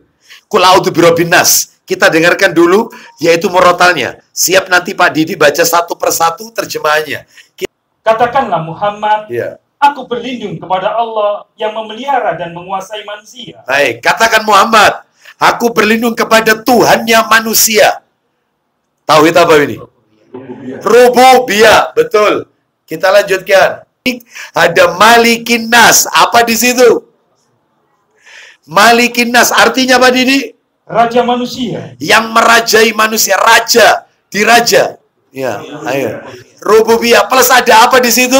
Malikin Nas, Al-Malik, asma wa sifat, nama Allah. Terakhir, berikutnya, silakan. Sembahan manusia. Sesembahan manusia, berarti tauhid apa itu? Uluhiyah. Ya, itu An-Nas itu 1 sampai 3. Kalau Al-Fatihah 1 sampai 4. Jadi ada, tapi ada sebagian kalangan di antara kaum muslimin, pembagian tauhid yang panjenengan tulis tadi, rububiyah, uluhiyah, asma wa sifat, itu mereka mengatakan kita kayak trinitas.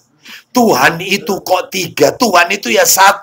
Ngapain pakai dibagi-bagi? Bukan. Ya, ini bukan Tuhan itu 3. Tuhan tetap Allah 1. Cuman ini adalah supaya dibagi. Tujuannya apa? Pak Bu, maaf ya, maaf. Mereka yang di luar sana, itu akan berkata kepada panjenengan, ini adalah taklim Trinitas. Tuhan itu 3. Menurut mereka Tuhan itu 1. Ini bukan Trinitas. Allah tetap 1. Cuman hanya saja Allah itu adalah zat yang disembah. Itu maknanya uluhiyah. Allah itu pencipta. Itu rububiyah. Allah itu punya nama-nama yang baik. Yang harus kita agungkan. Itu asma wa sifat. Tujuannya apa sih kok dibagi-bagi ini? Untuk membantah kesirikan mereka. Sebenarnya mereka itu kebakaran jenggot. Karena mereka tahu Allah pencipta tapi masih pergi ke dukun. Mereka tahu Allah itu pemelihara alam raya tapi masih ke kuburan orang-orang soleh. Mereka tahu Allah itu yang bisa ngasih rezeki, mereka masih ngalap berkah ke tempat-tempat yang dikeramatkan. Itu untuk membongkar kedoknya mereka. Makanya mereka nutup-nutupi lalu mengklaim kita Wahabi Salafi itu Trinitas. Bukan, Allah itu 1. Itu cuman dibagi untuk membongkar kesirikan. Itu tujuannya. Buktinya apa? Mereka mengakui Allah penciptakan, mengakui, tapi ya tetap pergi ke wong pinter, dukun, black magic, white magic, paranormal. Katanya Allah pemberi rezeki. Ngapain minta sama mereka? Ini bongkar mereka mestinya itu. Bongkar.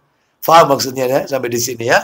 Jadi wajar orang kalau keserang maka dia akan mencari pembenaran dan seterusnya. Baik, sekarang yang nomor 2, pelajaran nomor 2. Pelajaran nomor 2 adalah pelajaran terakhir yang nomor 2. Jadi cuma 2 saja pelajarannya. Iya, 2 pelajaran, yaitu pelajarannya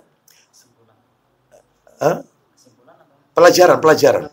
Kan 5 hadis. 2 yang ada di kitab, yang 3 dalil pendukung. Ya, pelajaran pertama tadi sudah. Bahwasanya hadis 5 tadi itu adalah menunjukkan tentang haknya Allah. Terus yang nomor 2 adalah orang yang ahli tauhid. Mudah-mudahan ya Allah kita semua termasuk di dalamnya. Orang yang ahli tauhid,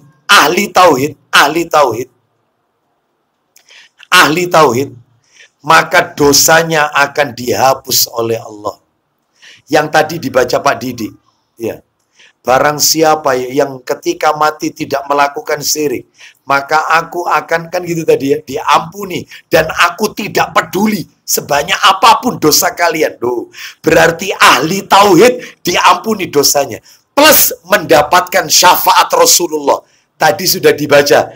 Dalil yang dibaca Pak Didi di awal kajian kita tadi. Plus mendapatkan syafaat. Sekarang tak tambahi 2 lagi. Tak tambahi keutamaan ahli tauhid. Dapat apa? Orang yang mentauhidkan Allah, ahli tauhid, akan mendapatkan apa? Saya tambahkan 2 lagi. Satu. Ya. Orang yang ahli tauhid, akan mencegah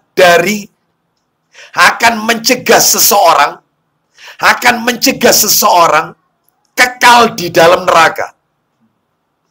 Gak mungkin kekal dalam neraka ahli tauhid. Gak mungkin. meskipun dia mencuri. Ya, meskipun dia mencuri, dia tetap layak masuk surga. Tidak mungkin kekal dalam neraka. Tapi dia kan dihukum. Iya, saya kan pernah menyampaikan. Kan ada orang itu, nah, saya sampaikan bulan yang lalu kalau tidak salah. 4 tingkatan nanti orang di akhirat. Ada yang tingkatan pertama di akhirat nanti masuk surga tanpa hisab, tanpa azab. Oh, kan gitu, ada ya. Jadi nggak sempat mampir neraka. Jumlahnya terbatas 70 orang. Siapa mereka? Yang tidak pernah minta diruqyah, yang tidak pernah melakukan pengobatan kecos besi panas, yang tidak melakukan perbuatan tatoyur, dan mereka yang tawakal kepada Allah. Itu masuk surga langsung tanpa hisab, tanpa azab, tanpa diperiksa, tanpa diaudit, tanpa diazab, langsung masuk surga. Mudah-mudahan kita masuk yang nomor 1 ini. Enak ini. Nomor 2, lah ini nomor 2. Masuk surga tapi dihisab dulu. Tapi tetap layak masuk surga. Jadi sholatnya diperiksa, zakatnya, puasa Ramadannya. Tapi dia masuk surga. Nggak sempat mampir nyemplung neraka. Nggak sempat. Ini ya. Cuman diaudit. Lama ini auditnya. Nomor 3. Lah, na'udzubillah. Yang ketiga ini ada tingkatan manusia. Masuk surganya harus mencicipi dulu azab neraka. Harus. Jadi muslim, sholat, tapi nyuri sandalnya orang. Muslim, tapi makan riba. Muslim, tapi durhaka sama orang tua. Muslim, tapi mendolimi istri, mendolimi anak-anaknya. Maka ya dibakar dulu. Dibakar dan neraka. Kekal Ustaz? Enggak. Kenapa kok enggak kekal? Karena dia masih mentauhidkan.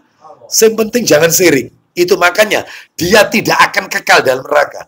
Tapi yang nomor 4, na'udzubillah, masuk neraka khalidina fiha abadan. Kekal permanen, penduduk tetap neraka. Siapa mereka? Cuman ada 3 orang yang kekal. Siapa saja yang kekal permanen? 3 orang. 1 orang kafir. Terus siapa lagi? Munafik. Nomor 3 orang musyrik, pelaku syirik. Ya, saya ulang tadi yang panjenengan catat, yaitu ahli tauhid. Apa tadi ahli tauhid? Mencegah seseorang kekal di dalam neraka. Dalilnya di mana, Pak Didi? Sahih Muslimnya. Ya, yang asli boleh. 193 Sahih Muslim. 193 nomor asli. Atasnya 285 atasnya. 193 Sahih Muslim dari Anas bin Malik radhiyallahu an. Ayo baca. Gak mungkin kekal. Silakan. 285 atasnya. Silakan. 285. 185. Atasnya. Oh iya, 285 atasnya. Iya, 285 ya. Atasnya ya. 193. Betul. Ini 183. 193. Bukhari, Sahih Muslim. Sahih Muslim. 193 Sahih Muslim. Nah. 285. Ya, silakan baca. 285 dari Anas radhiyallahu anhu. Silakan. Dari Anas bin Malik. Ya. Bahwa Nabi sallallahu alaihi wasallam bersabda. Isinya akan keluar dari neraka. Akan keluar dari neraka. Keluar dari neraka berarti tidak permanen. Berarti tidak permanen. Keluar dari neraka. Siapa? Orang-orang yang mengucapkan La ilaha illallah. La ilaha illallah. Terus. Yang di hatinya terdapat kebaikan seberat gandum. Tuh. Jadi akan keluar dari neraka orang yang ada di dalam hatinya itu tauhid. La ilaha illallah. Meskipun selevel biji gandum. Loh kok sampai kayak gitu Ustaz? Saking banyaknya dosa sampai tauhidnya menipis tapi tidak keluar. Jadi berarti kalau begitu Ustaz, dosa itu bisa memperkecil keimanan. Iya. Makanya Ahlus Sunnah menetapkan, Ahlus Sunnah mengatakan bahwasanya iman itu bisa naik, bisa turun. Bisa turun. Al-imanu yazidu wa yankus. Yazidu bit-ta'ah wa yankus bil maksiat. Iman bisa bertambah, bisa berkurang. Bertambah karena ketaatan kita dan berkurang drop karena maksiat. Semakin orang itu zina, semakin minum khamar, maka tauhidnya tambah menipis. Tapi dia tetap tidak keluar. Dia tetap layak masuk surga karena tidak melakukan pokoknya syirik itu pembatal tauhid, syirik itu. Ya, terus lanjut, terus nomor 2, lanjut. Biji apa itu ya? Jemawut itu apa ya? Biji.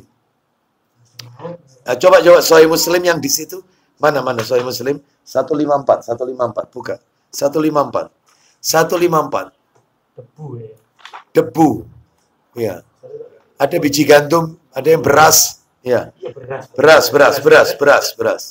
Boleh. Silakan. Ulang lagi. Akan keluar dari Anas bin Malik radhiyallahu an, ia berkata, silakan. Rasulullah SAW bersabda, isinya akan dikeluarkan dari neraka orang yang mengucapkan la ilaha illallah meskipun level imannya, sedangkan dalam hatinya terdapat iman seberat biji gandum. 1. Nomor 2. Kemudian orang yang mengucapkan la ilaha illallah itu akan keluar dari neraka. Meskipun level imannya dan di dalam hatinya terdapat iman seberat beras. Beras kecil sekali. Terakhir, yaitu akan keluar dari neraka. Lanjut. Kemudian yang mengucapkan la ilaha illallah keluar dari neraka meskipun level imannya dan di dalam hatinya terdapat iman seberat debu. Debu. Dipegang tidak terasa ini debu. Tetap keluar dari neraka. Ini loh istimewanya ahli tauhid. Ya kalau bisa jangan sampai kita masuk neraka gitu loh. Iya, jangan. Iya. Coba dibuka nomor 70. Sahih Muslim. 70. Nah ini 74 aja. Dari Abu Dzar. 74, saya tambahkan. Sahih Muslim 74. Silakan. Dari Abu Dzar radhiyallahu an, dari Nabi SAW, beliau bersabda. Isinya. Jibril alaihissalam datang kepadaku. Terus. Lalu dia menyampaikan berita gembira kepadaku. Terus. Siapa saja dari umatmu yang mati. Ini berita dibawa Jibril ini. Dari Allah Azza wa Jalla berita ini. Ulang lagi, siapa saja dari umatmu yang mati. Terus. Sedangkan dia tidak menyekutukan Allah dengan sesuatu apapun. Maka dia masuk surga. Apa katanya Nabi kepada malaikat Jibril? Tanyaku. Sekalipun dia berzina dan mencuri. Meskipun umatku berzina, umatku mencuri, apa ya tetap masuk surga? Lanjut. Jawabnya, iya. Sekalipun dia berzina dan mencuri. Tapi itu tadi tingkatannya. Masuk tingkatan nomor berapa tadi? Nomor 3. Tetap ngincipi apa tadi? Neraka. Karena zinanya, karena mencurinya. Tapi tetap keluar dari neraka karena tauhid. Makanya penyelamat dari neraka dalam buku yang dibawa Pak Agus itu. Nah, nomor 1 itu tauhid. Tauhid itu menyelamatkan orang dari neraka. Jadi isinya buku itu kan 80 langkah cerdas seseorang selamat dari siksa neraka. Nomor 1 tauhid. Ini.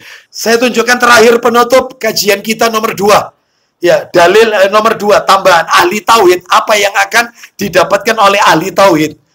Yang nomor 2 adalah ahli tauhid itu memperberat timbangan amalnya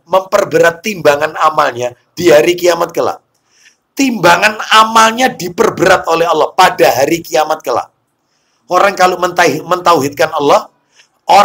mentauhidkan Allah akan memperberat timbangan amalnya. Dalilnya di mana? Penutup, buka Sahih Targhib wa Tarhib jilid 3 Pak Didi. Sahih Targhib wa Tarhib jilid 3, nomornya belakang 1533 1533. Ini mengerikan ini, tentang hadis bitoko, hadis kartu. Nah, hadis kartu ini ya. Disebut hadis kartu karena isinya adalah berbicara tentang kartu. Kartu yang bertuliskan la ilaha illallah. Nanti di hari kiamat dalam hati manusia. 1533. Sahih Targhib wa Tarhib 1533. Baca. Dari Abdullah bin Amr bin Al-As radhiyallahu anhuma bahwasanya Rasulullah SAW bersabda. Isi sabdanya. Sesungguhnya Allah memilih seseorang dari umatku. Allah memiliki. Atau memilih, boleh silakan. Sesungguhnya Allah memilih seseorang dari umatku ya. Di hadapan seluruh manusia pada hari kiamat. Ya. Terus. Lalu diperlihatkan kepadanya 99 buku catatan amal. 99 buku catatan amal. Satu lembarnya, lanjut. Setiap satu buku catatan selebar jangkauan mata, pandangan mata. Allahu Akbar. Satu buku itu panjangnya itu sejauh pandangan mata. Lah ini 99 buku, ya. Bayangkan isinya maksiat tok. Maksiat. Sudah. Molimo, wah sudah dilakoni semua sudah. Wis lebih dari molimo sudah semuanya. Lanjut teruskan. Kemudian Allah berfirman. Silakan. Apakah kamu mengingkari sesuatu dari catatan ini? Apa kau ingkari yang ada dalam buku ini, catatan yang ada dalam buku ini? Lanjut. Apakah para malaikat pencatat amal telah menzalimimu? Apakah malaikatku pencatat amal yang aku kasih tugas nyatat amalmu sudah mendolimimu? Sampai digitukan sama Allah. Jangan-jangan kau tidak melakukan tapi tidak tertulis. Apakah malaikatku mendolimimu? Apa kata orang itu, Pak Didi? Lalu orang itu menjawab, silakan. Tidak, ya Rob. Dia sudah ngakui. Enggak ada. Semuanya itu tak lakukan. Tak lakoni kabeh semuanya. Dan dia sudah pasrah. Alamat neraka ini sudah. Alamat neraka. Pasrah orang ini. Lanjut teruskan. Lalu Allah berfirman. Berarti ada skutsi ini. Allah berfirman, apakah kau punya alasan kenapa kau melakukan dosa sebanyak ini? Lanjut. Apakah kamu mempunyai alasan? Lanjut, apa kata orang itu? Dia menjawab, tidak. Pasrah. Tidak, pasrah. Orang ini pasrah, alamat masuk neraka sudah. Lanjut. Lalu Allah Ta'ala berfirman. Nah, ini. Yang menarik itu ini. Silakan. Iya. Iya. Sesungguhnya kamu mempunyai satu kebajikan di sisi kami. Sebenarnya kau masih punya satu kebaikan. Meskipun dosamu luar biasa. 99 buku catatan amal. Satu bukunya sepanjang mata memandang. Seluruh isinya maksiat. Kau masih punya satu kebaikan. Apa itu? Lanjut. Sesungguhnya tidak ada kezaliman terhadapmu saat ini. Hari ini kau tidak akan dizolimi. Hari ini. Lanjut. Kemudian dikeluarkanlah satu kartu yang padanya tertulis. Satu kartu itu dikeluarkan dari hatinya orang itu. Ternyata isi kartunya itu La ilaha illallah Muhammad Rasulullah. Syahadat berarti tauhid. Berarti Ustadz, orang itu dosanya sekian banyak, itu satu pun tidak ada yang syirik. Iya, nggak ada. Nggak ada yang syirik. Zina, iya zina. Mencuri, iya. Durhaka sama orang tua, iya. Dilakoni, tapi syirik enggak. Buktinya masih ada kalimat tauhidnya. Lanjut teruskan. Dikeluarkanlah satu kartu yang padanya tertulis Asyhadu alla ilaha illallah wa asyhadu anna Muhammadan abduhu wa rasuluh. Lanjut teruskan, syahadat berarti, lanjut. Lalu dia berfirman. Nah, silakan. Datangilah timbanganmu. Coba sekarang kau datangi timbangan. Timbangan, neraca. Allah memerintahkan untuk mendatangi timbangan. Jadi nanti di hari kiamat Allah akan siapkan neraca ini. Itu dalilnya ada di Quran. Lanjut teruskan, silakan. Lalu orang itu berkata, silakan. Ya Rabbi. Iya. Apa nilai kartu ini di samping buku-buku catatan ini? Apa manfaatnya kartu bertuliskan 2 kalimat syahadat ini dengan dosa-dosaku yang sangat banyak ini? Lanjut. Dia menjawab. Apa kata Allah? Sesungguhnya kamu tidak akan dizolimi. Hari ini kau tidak akan pernah dizolimi. Lanjut. Lalu buku-buku catatan amal itu diletakkan di salah satu daun timbangan. Teruskan. Sedangkan kartu diletakkan di daunnya yang satu. Nah, ternyata satu daun timbangan kalimat syahadat, satu daun timbangan 99 catatan perbuatan dosanya tadi. Terus ternyata buku-buku catatan itu pun langsung terangkat. Ya, terus kemudian sedangkan kartu tadi menjadi berat. Nah, kalimat tauhid itu turun ke bawah sehingga orang itu diampuni dosanya gara-gara tauhid, selamat dari neraka. Ya kalau bisa yang nomor 1 kita Bapak Ibu. Masuk surga tanpa hisab, tanpa azab. Tapi syaratnya yaitu agak berat. Ya, yang pertama apa? Tidak pernah minta diruqyah. Tidak pernah minta diruqyah. Yang kedua apa tadi? Ya, tidak melakukan pengobatan kecos besi panas untuk menghentikan pendarahan. Yang nomor 3 apa? Ya, belum tawakal. Tidak melakukan tatoyur. Tatoyur itu anggapan-anggapan sial. Seperti kejatuhan cicak, katanya tanda sial. Ya, ini tidak melakukan itu. Tidak melakukan itu. Yang nomor 4, tawak. Wa ala rabbihim yatawakkalun. Bertawakal kepada Allah subhanahu wa ta'ala. Demikian apa yang bisa kami sampaikan. Semoga kita semua dijadikan oleh Allah orang-orang yang ahli tauhid. Dan anak keturunan kita semuanya adalah ahli tauhid. Ya. Sehingga kelak di hari kiamat Allah masukkan kita ke dalam surganya Allah Azza wa Jalla. Jadi kalau sekarang kita merasa pernah melakukan syirik, tolong sering-sering membaca doa. Doanya begini. Ayo tirukan saya doanya. Allahumma. Nanti di fotokopi ada itu. Nanti di apa itu? PDF yang saya kirim nanti. Allahumma. Inna na'udzubika. Allahumma. Inna na'udzubika. Min an nusyrika bika. Min an nusyrika bika. Syai'an. Na'lamu. Wa na'udzubika. Gimana itu doanya itu ya. Sebentar. Coba dibuka Sahih Targhib jilid 1. Ada, saya bawa. Jilid 1.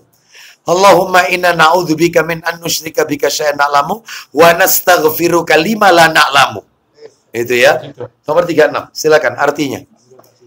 Artinya nomor 36. Sahih Targhib wa Tarhib nomor 36. Sahih Targhib wa Tarhib jilid 1 nomor 36. Nah ini, silakan. Allahumma inna na'udzubika an nusyrika bika syai'an na'lamu wa nastaghfiruka lima la na'lamu. Silakan. Ya Allah, sesungguhnya kami berlindung kepadamu dari menyekutukanmu dengan sesuatu yang kami ketahui. Baik, stop sampai di situ satu persatu. Ya Allah, kami berlindung kepadamu dari dosa syirik gitu aja. Jangan dibaca menyekutukan, lebih ringkas saja. Syirik. Ulang lagi. Ya Allah. Ya Allah, sesungguhnya kami berlindung kepadamu dari dosa syirik. Yang kami ketahui. Nah, yang kami ketahui. Terus, wa nastaghfiruka lima la na'lamu. Silakan. Dan kami memohon ampun darimu dari apa yang tidak kami ketahui. Dan kami berlindung kepadamu dari dosa syirik yang kami ketahui. Yang tidak kami ketahui maupun yang kami ketahui, kita mohon ampun kepada Allah Subhanahu wa taala. Kadang-kadang orang itu tidak sadar kalau dia melakukan syirik. Contoh aja, sadar tidak sadar, lisan kita mengucapkan kesirikan. Contoh, semenjak saya tak bawa ke dokter itu langsung waras. Gawon anakmu yang dokter itu langsung top chair, pinter dokter itu. Siapa yang menyembuhkan? Allah. Syirik itu syirik. Contoh kalimat syirik. Ya, seorang istri berkata kepada suaminya, saya ini mas aku ini gak duwe sapa-sapa loh kecuali kontok loh. Aku ini tidak punya sapa-sapa loh kecuali kamu. Atau misalnya ditambahi, kecuali kamu dan Allah, atau Allah dan kamu. Nggak boleh. Yang benar itu jangan kata dan. Jangan. Aku tidak punya sapa-sapa di dunia ini kecuali Allah, kemudian kamu. Nah, itu nggak apa-apa. Kemudian, jangan dan. Kalau dan itu menyetarakan Allah dengan, itu syirik. Yang benar itu summa. Kemudian, banyak lisan-lisan kita yang berujung pada, yaitu kesyirikan. Gitu ya. Wallahu a'lam bishawab. Demikian. Semoga menjadi tambahan ilmu yang bermanfaat. Kita tutup dengan kafaratul majelis. Wassallallahu ala nabiyyina wa ala alihi washabihi wasallam. Subhanakallahumma wa bihamdika asyhadu an la ilaha illa anta astaghfiruka wa atubu ilaik. Wa akhiru da'wana anil hamdulillahi rabbil alamin. Assalamualaikum warahmatullahi wabarakatuh. Waalaikumsalam.